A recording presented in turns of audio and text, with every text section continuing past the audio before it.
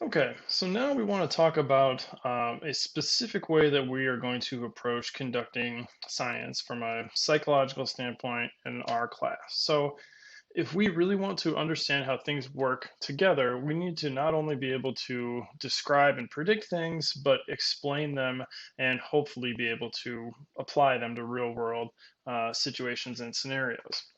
So, the way that we tend to do this in psychology is through an experiment. And again, this isn't the only way that we can conduct science. We can use observational methods, we can use longitudinal data, we can manipulate things within single participants, things like that. But generally, we're going to use an approach that we will learn as an experiment this semester. An experiment is an attempt to do that explanation part of the scientific approach. So, establishing a cause and effect relationship between two variables, an independent variable, or at least one independent variable, and at least one dependent variable. And when I say independent and dependent variable, these are probably terms that you have heard before, but maybe just don't have a great handle on yet. They're ones that have probably been introduced in even junior high and high school classes, but I find that people sometimes have confusion about them well into their college years. And when we talk about different parts of an experiment, there are even people who are, career researchers and faculty that sometimes don't get all the terminology right. So it can be a little tricky.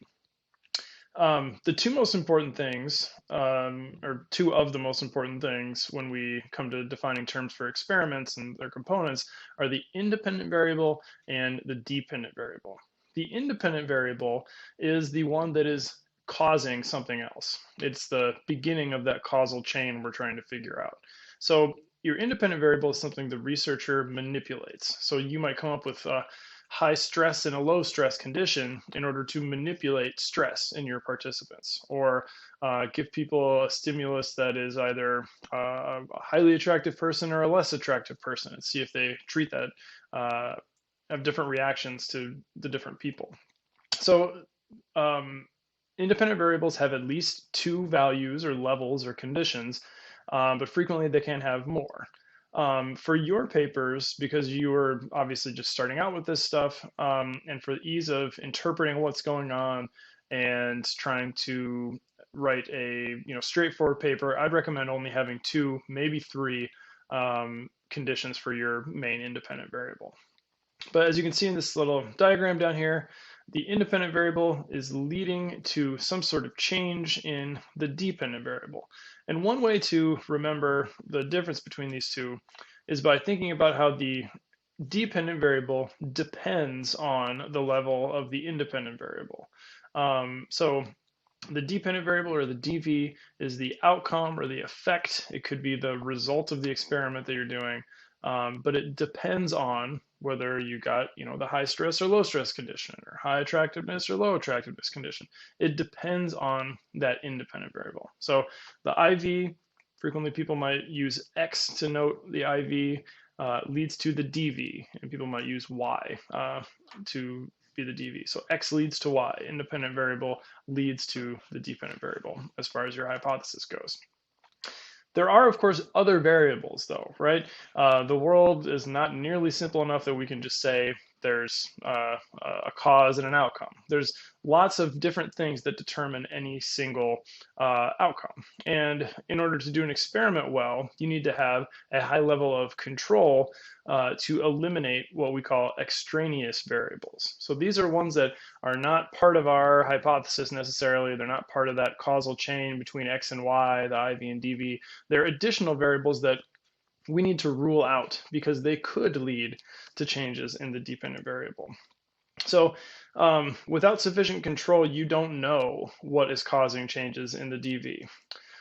You need to eliminate the extraneous variables so you can have confidence that the IV is what's causing those changes. And in this kind of crude diagram down here, you can see how the hypothesized relationship you might have between the IV and the DV is right here. You just want to manipulate the IV and measure differences in the DV based on those conditions of the IV. But other things are influencing the DV. Random variables like people's personalities, whether they were stressed earlier that day, what the weather is like, what time of day it is, those might be just random variables influencing your DV.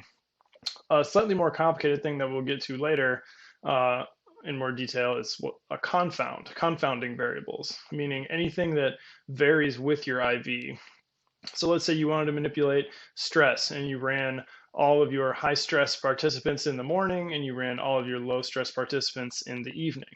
Um, what you've done there is not only manipulate stress, but you've manipulated time of day with it. You've confounded time of day with stress. So you can't really say anything between those two different groups really has anything to do with stress. It might just be the differences between time of day in performance or whatever your DV happens to be.